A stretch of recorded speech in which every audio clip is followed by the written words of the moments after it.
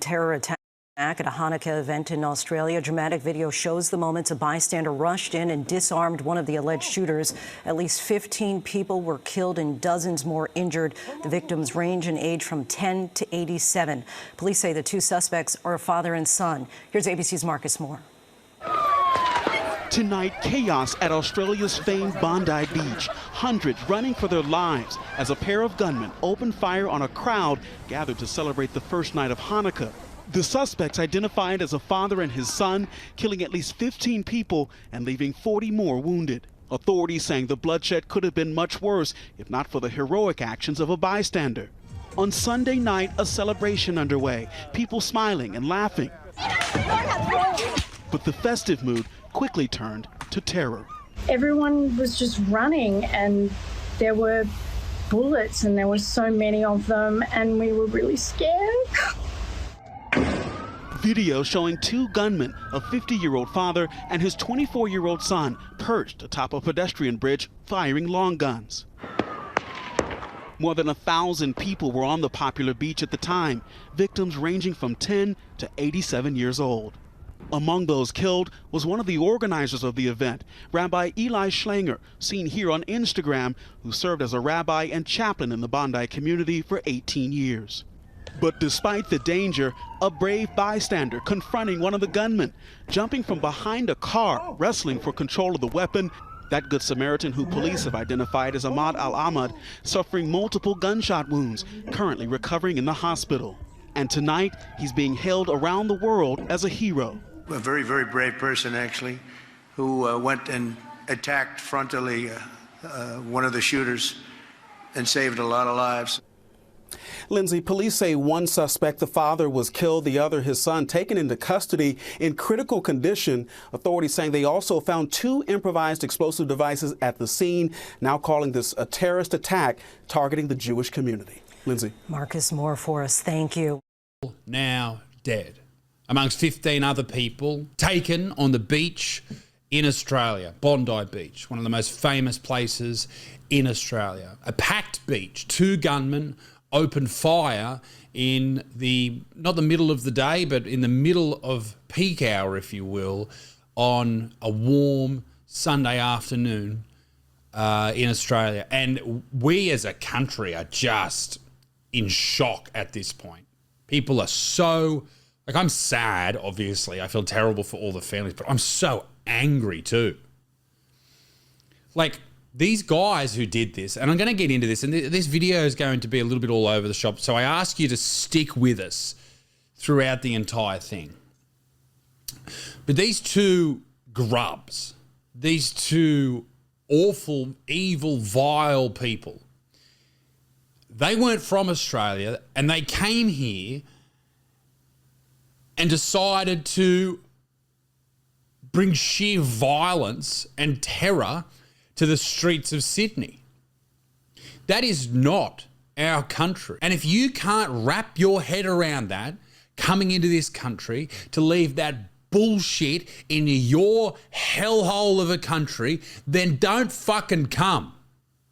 And this is the worst part of this. There's so many good people from all different parts of the world that come to this country and they don't bring that shit. So don't be mad at me for saying don't fucking come. Okay? Be mad at these pieces of shit for making it harder for people from those countries to feel welcome in this country because they carry on like fucking monsters. If you don't know what happened yesterday, the 14th of December, around 6:47 Sydney time, a mass shooting occurred at Bondi Beach in Australia. And as I said, massive, massive tourist attraction. It's always packed. It's about 2 hours from me. And so that for me, it was like, it's so close to home. This attack targeted the Hanukkah, I've always called it Hanukkah, but Hanukkah celebration called Chanukah by the Sea, organised by the Chabad of Bondi, drawing hundreds and hundreds of people. There were people sitting everywhere. It was almost like a market stall. People were serving food and they were sitting in seats and sitting around and seeing each other and friends and family and people, all of the Jewish religion in that particular area. Now, 15 of those people are dead. 16 people were killed. One of the gunmen was killed, and good. And I also saw someone stomp on his head after he was dead. A child is also amongst the injured. I believe that was a 12-year-old girl. Around 38 to 40 people are injured, possibly more, including 2 police officers. And I think it is important at this point to acknowledge the police officers who do an impossible job every single day. And I saw 2 or 3 photos, I think, of young female police officers who usually would be walking around Bondi Beach if they're stationed there, because the police station is just around the corner, which I don't know why there wasn't more cops there at the time. Or quicker. I guess maybe not all police are at the station, you know, that type of thing. But anyway, a lot of people are really hammering these young women who look like they've probably been on the beat for fucking 5 minutes. One lady had her hands up in the air, looking like she was surrendering. I don't know if that's accurate. That could have been anything. She could have been calling for help. Who the fuck knows? Another of a young female officer hiding behind a car, which... you know, you take cover, obviously, in these situations. And also, these guys they're not familiar with this type of shit in Australia. This is our biggest mass event like this since Port Arthur in 1996, where Martin Bryant, a single one shooter, killed, I think, 35 people. And after that, everyone had their guns taken off them. Massive law reform was introduced, and you could only get a gun if you had passed all these checks and balances. And, well, apparently this fucking cocksucker he got a gun. The Sadiq Akram, he got a gun, the 50-year-old. And this is the craziest thing. This was this morning. So I've been waiting all day to make this video to be able to post it with all the relevant information. Father and son, they are the terrorists who did this. Father and son. Now, one of the things that I thought about last night when this happened, and the craziest thing about this is on X, on Twitter, you saw this updating before anyone else. And I was looking on Twitter and I was watching, you know, people getting resuscitated or resuscitation attempts, CPR, bleeding out, dead on the ground. And then I put my son to bed. And then I went out and my wife and I, we put on the TV and they were reporting like those things just happened. It just goes to show that the internet and social media is it is the birthplace of news. If you want real-time news action, that's where you go. You go to social media. But one of the things that went through my mind last night was, what type of mindset are these 2 monsters in?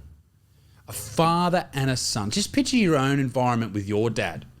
Like, imagine what happens in your home. What type of horrific horrors are you announcing to each other every single day? What type of algorithm are you caught up in? What type of world do you exist in when you are in the mindset of going to the beach and taking, you know, as many lives as you could? And watching that video of him reloading that single bolt action rifle or whatever it was, a hunting rifle.